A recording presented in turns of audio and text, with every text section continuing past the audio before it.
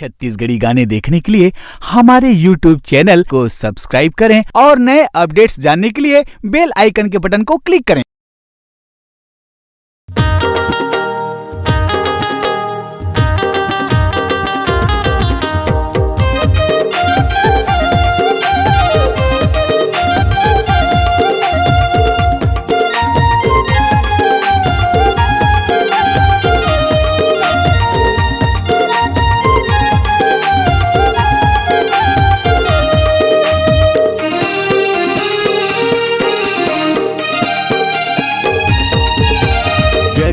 जगमग ज्योति जलते, जगमग जगमग ज्योति जलते, रानी माई तोरे नाम।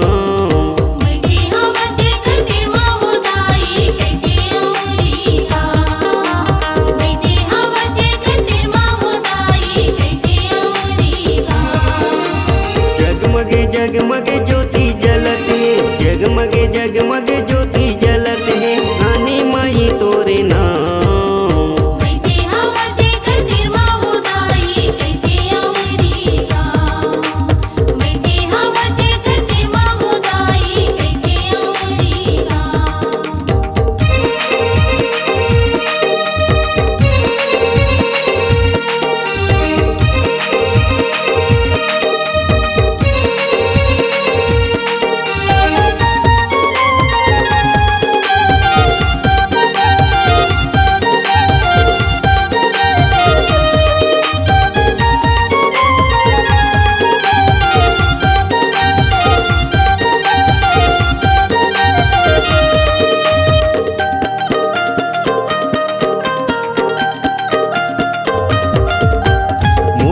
धर के घले ते निकले छे किस तोला नेगी बाबा वो, छे किस तोला नेगी बाबा वो, छे किस तोला नेगी बाबा वो।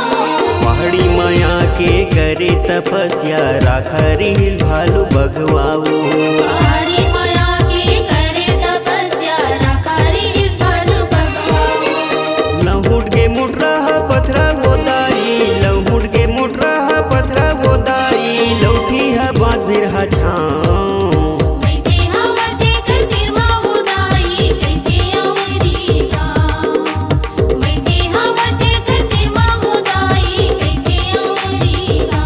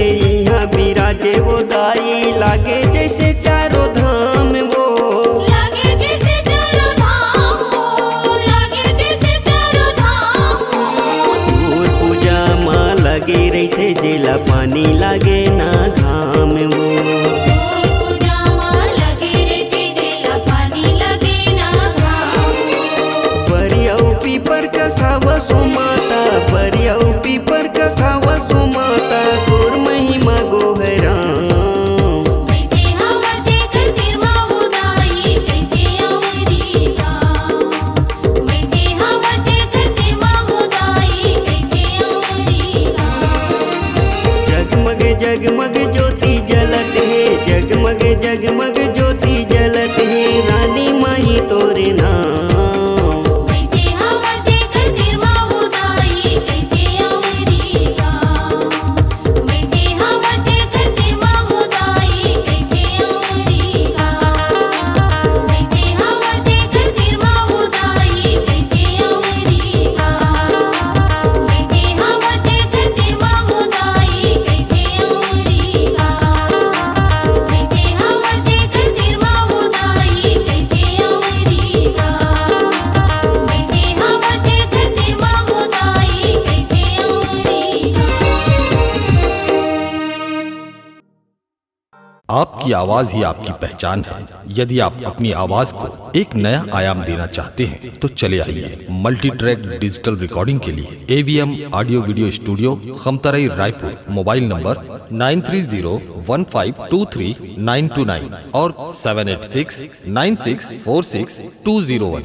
यदि आप नए एवं पुराने गीत सुनना चाहते हैं तो avmgana.com में जाकर गाना फ्री डाउनलोड करें और YouTube चैनल में AVM गाना और KK कैसेट्स को सब्सक्राइब करें।